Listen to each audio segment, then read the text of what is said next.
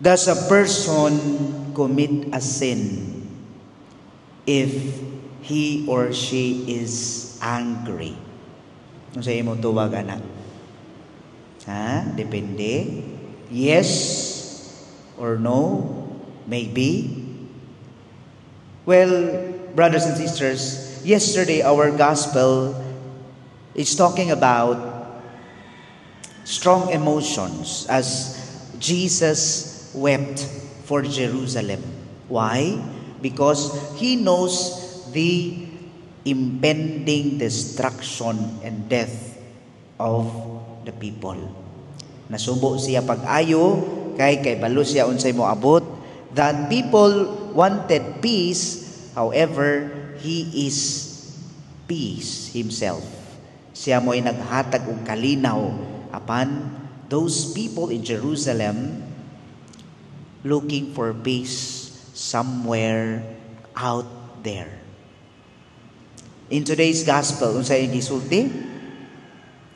Si Kristo, Jesus, ejecting traders in the temple, outside the temple. Meaning to say, si Kristo nasuko.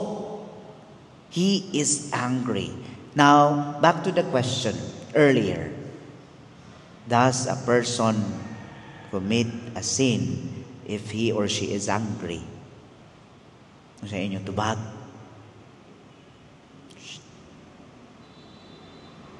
Sala ba? Yes? So if yes, si Kristo nakasala di ay. And we all know that Jesus Christ did not commit any sin. So, with that, you justify yourself that it is not a sin. So, okay ra daing masayop o okay ra daing masuko. So, sige na mo kasukoan ni ron. Kay okay ra man daing masuko. Well, mga igsuon, nganong nasuko man si Kristo? Again, our gospel stated, it is very clear that he said, "My house is meant for a house of prayer, but you have made it a den of thieves." Inyong gitago ang mga kawatan diha. Unya, he was teaching in the temple area from the day to day. So kaning templo, balay, alampuanan. We all know that. So ang church, ang simbahan, balay, alampuanan, but unsay gihimo nila? They did those things inappropriately. Kaya gihimog merkado ang templo. Same goes in today's time. Unsay nahitabo? Just earlier this afternoon, I was administering a baptism. So, what was happened? Maninoy, maninay, ginikanan, nagkugos bata. The mother, cuddled the baby, the child, ang gamayng bata, the infant. Unsa may nahitabo? I was so distracted. Why? Because the mother were hapit na nahubo. Unsa nay pangan anak? Off shoulder. Off shoulder. Diri na taman, aya sa nina, lami kayo insultuhon. But I just hold on to my temper. Off shoulder. Mao gini problema. During baptism, ang bata raba mo kabyon raba na siya. So unsay mahitabo? Makita ang dili angay makita. Ilaw mo sa yuta.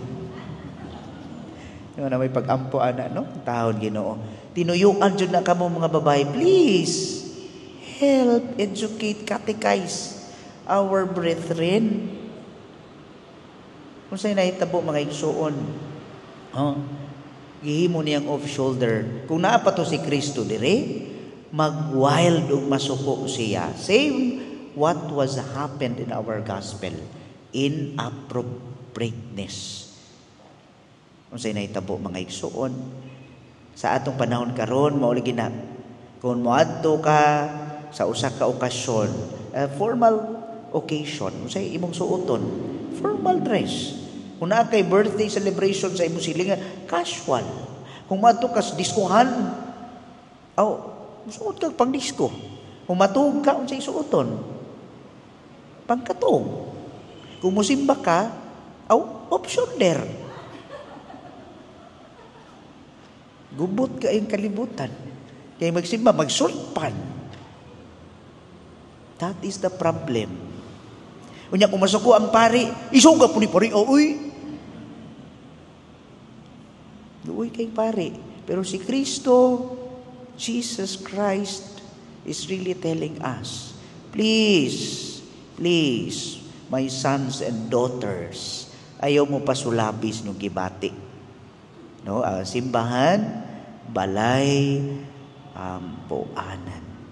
Dili tiyanggihan, dili diskuhan, og samot nga dili katuluganan.